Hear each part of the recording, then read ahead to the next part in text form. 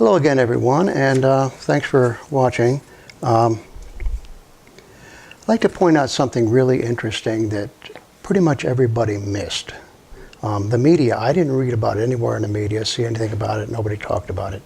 But when Kim Yo Jong first arrived from the airport, she was carrying a briefcase. And you can see it here, and here's a better look at it.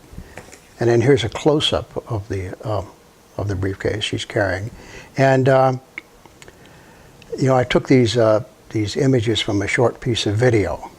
I go, whoa, what's that?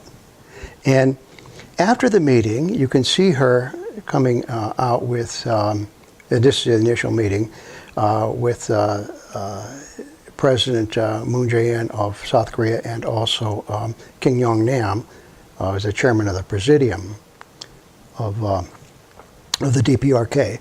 And now Kim Yo Jong doesn't have the briefcase. She's carrying her purse on a strap over her shoulder. So what happened to the briefcase? What was in the briefcase? It got handed off.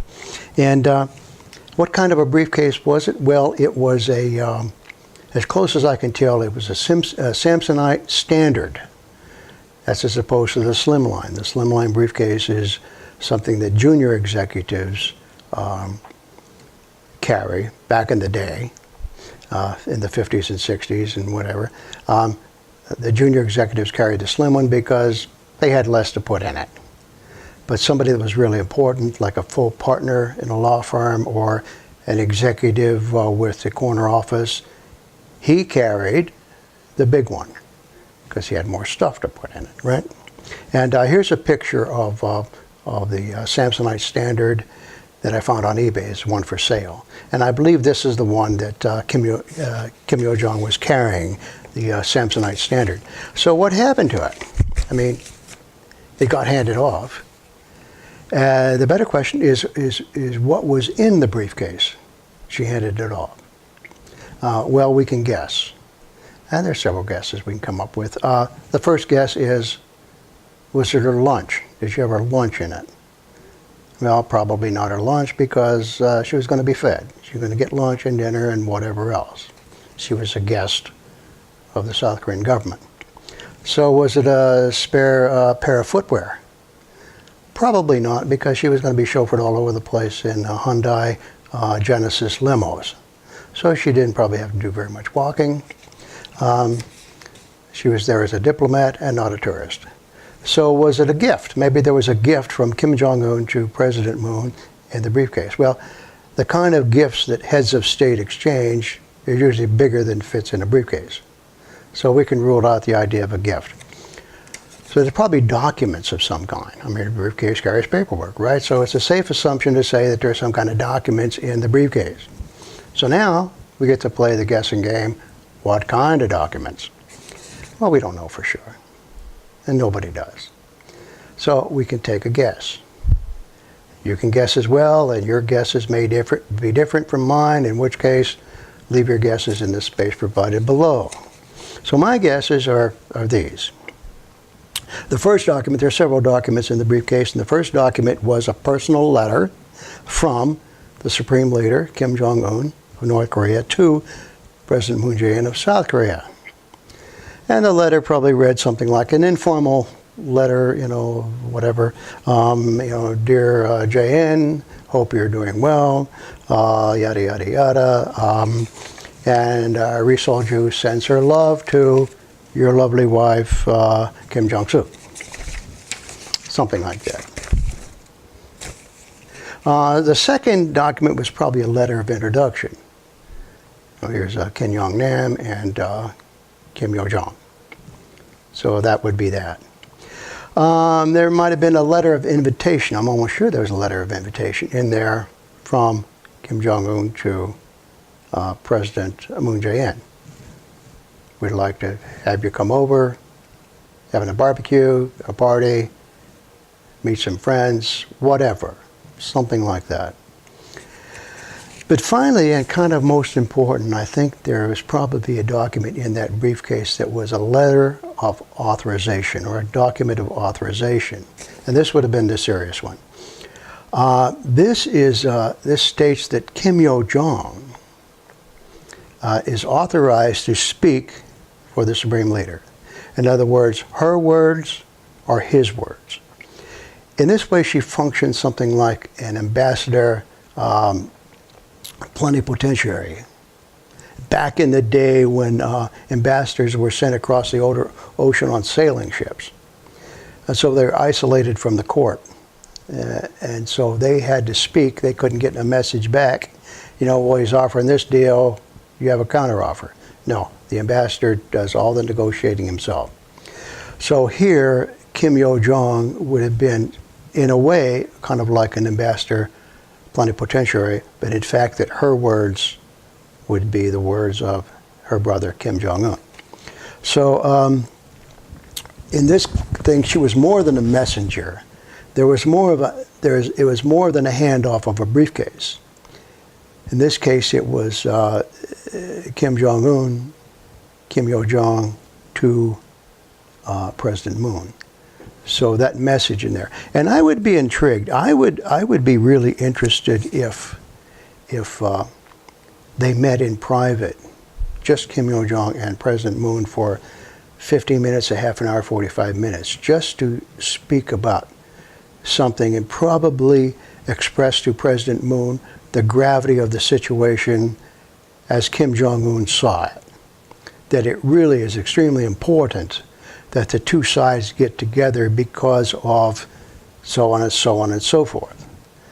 And this is just not, you know, this is really important that they get this done. And she expressed to him the importance of that. But I doubt if there's going to be any negotiating points in that briefcase. There's not going to be any subjects for discussion of future negotiations, future talks, and nothing like that in that briefcase. They're not going to put anything in there that somebody can get a hold of and use as ammunition against one side or the other. Kim Jong-un is not going to put anything in there that would compromise President Moon's position. And they're going to, you know, put him on the spot, in other words. So I doubt if there's anything in that briefcase like that. That's negotiation stuff. And that's all to be decided in future talks. But this was just preliminary introductions and so on and so forth. I'm guessing. But what's kind of really interesting is that even though Kim Yo Jong might have been a sort of ambassador, a personal ambassador of Kim Jong-un, when she got back home, when they arrived back home, as I noted in a previous video, she didn't get to walk the carpet with Kim Jong-nam. She walked offside on the tarmac. So she walked alongside. And then when they had their pictures taken together, when they had this kind of photo op where the people returning from South Korea talked to Kim Jong-un, the Supreme Leader. He's sitting on one side in the center of that long row of seats. They're on the other side of the row. And she's all the way down on the end. And I've circled her in blue here. She's down, way down on the end. And the more I think about it, I think I'm going to do this subject for another video. The more I think about it, this isn't the doing of Kim Jong-un to push his sister into the background. To bring her out and make her almost a minor celebrity in South Korea, in fact a big celebrity in South Korea, and then when he brings her back home, he shunts her off to one side. I don't think this is Kim Jong-un. I think this is her doing. Because she wants to stay in the background, because here's how that works out. If she puts herself forward as standing directly behind Kim Jong-un, then she starts to amass a power center of her own. And now when she puts that power center, she's naturally isolated from her brother because now she has a separate power center. And whether Kim Jong-un would see this as a threat or not, who knows? Or the people around him might. But because she refuses to have a power center of her own, so she keeps in the background. She walks on the tarmac. She sits down on the end. Or in another video I showed you, she refused to sit in the center. She wanted to sit down on one side. Because if she isolates herself, if she steps back, Then she enjoys the power center of her brother. See? You see how that works out? She has no power of her own. The power she has comes from her brother. And in North Korea, that's infinitely more powerful than anything she could ever have. So because she stays in the background, then she has that. And we saw that when she goes to South Korea. And from what I understand, she speaks for her brother, not for herself. See? So that gives her an enormous amount of power. She's acting just like she did in South Korea. She's kind of the same way in North Korea. So I just wanted to throw that out there. And there's one other thing that in passing that I saw that I think is really fascinating. Because I don't know much about South Korean current events. I'm going to have to learn more here. Because I never much cared for it. I only cared about what's happening in North Korea. But now that it looks like there's some kind of movement towards reconciliation, I'm forced to become interested in things in South Korea. And one thing that kind of interested me, that struck me right here, was the First Lady of South Korea, President Moon's wife, and Kim Jong-suk. Now she spells her name Jun-Sook. But interestingly, she has the same name as Kim Jong-suk, which is the wife of the eternal president, Kim Il-sung. So what do you think about that? I mean, it might be a common name, or a fairly common name in South Korea, because there's only so many ways you can mix those names up. But still, I think that's interesting. It's kind of an interesting coincidence. You know, it might be something that they can work with, you know, a conversation starter. When the two couples, maybe the two couples might meet. You know, maybe Kim Jong-un and Ri Sol-ju, you know, President Moon and his wife, maybe they'll get together. There's something to think about. I mean, the fact that the First Lady of South Korea has the same name as Kim Jong-un's grandmother, kind of interesting. I mean, it's anything to bring the sides a little closer together, anything that you can point out that they have in common, an icebreaker, a conversation starter, anything to get things moving, even if it's a tiny, tiny little thing like that. You know, it's amazing how little things can, if you add up enough of them, they become a big thing. So, you know, I just think that's interesting. So anyway, I'll leave it at there. The case of the strange, mysterious briefcase that we saw only briefly. Which, like I say, that might be why they call it a briefcase. Anyway, as always, thanks for watching, and I'll see you in the next video.